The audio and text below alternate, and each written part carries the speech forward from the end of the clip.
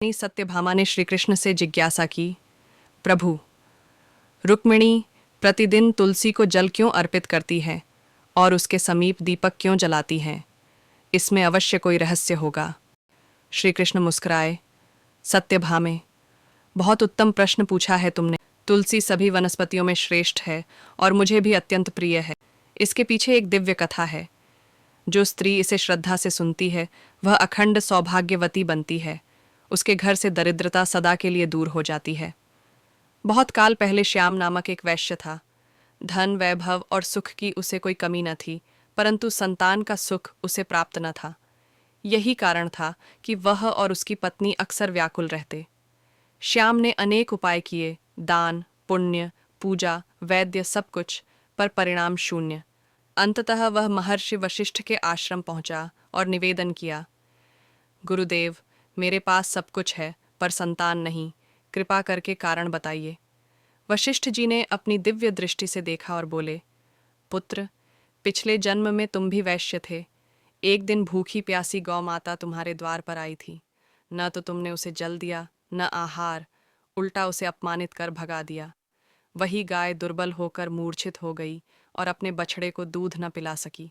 उस पीड़ा में उसने तुम्हें श्राप दिया, तुम्हें इस जन्म में संतान सुख न मिलेगा। ये सुनकर श्याम पछताया, गुरुदेव, अब प्रायश्चित्त कैसे हो सकता है?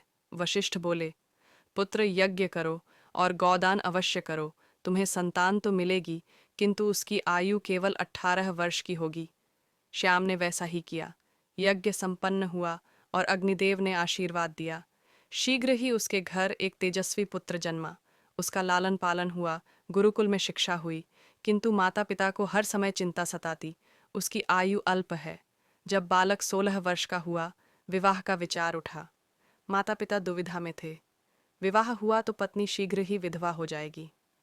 फिर भी उन्होंने अपने पुत्र का विवाह एक साध्वी कन्या सुभद्रा से कर दिया। सुभद्रा पतिव्रता और गुणों से संपन्न थी। विवाहोपरांत उसने सास ससुर और पति की पूर्ण सेवा की। एक दिन सास ससुर ने सत्य प्रकट किया, बेटी, हमारे पुत्र की आयु केवल 18 वर्ष है। सुभद्रा शांत स्वर में बोली, आप चिंता न करें, मैं अपने पति की रक्षा अवश्य करूंगी। मुझे बस एक दीपक, जल का घड़ा और गौ माता चाहिए। जब नियत दिन आया, उसने प्रातःकाल तुलसी को जल चढ़ाया, चुनरी चढ़ाई और प्रार्थना की। उसी समय यमदूत प्राण लेने पहुंचे, किंतु तुलसी ने मार्ग रोक दिया। इस स्त्री ने मुझे चुनरी अर्पित की है, उसके पति की रक्षा मेरा कर्तव्य है। दूत भयभीत होकर लौटे।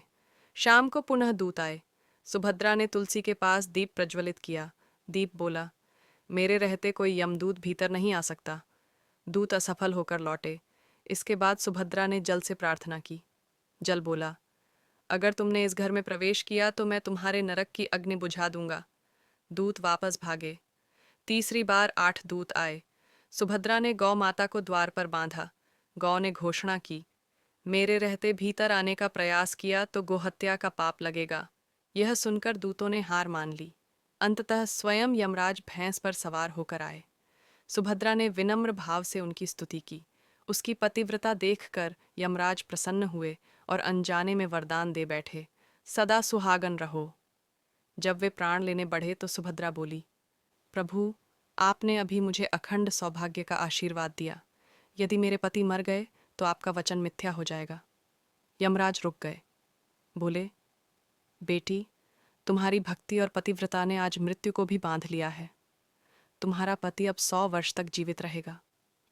यमराज ने घोषणा की, आज से जो भी स्त्री घर के सामने तुलसी का पौधा लगाकर उसे जल चढ़ाएगी, सायंकाल दीप जलाएगी, घर में जल का घड़ा और गौ माता की सेवा करेगी, उस घर में मेरे दूत कभी प्रवेश नहीं करेंगे।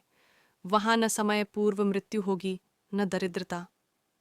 श्री कृष्ण ने कथा समाप्त करते हुए सत्यभामा से कहा, यही कारण है कि रुक्मिणी प्रतिदिन तुलसी की सेवा करती है।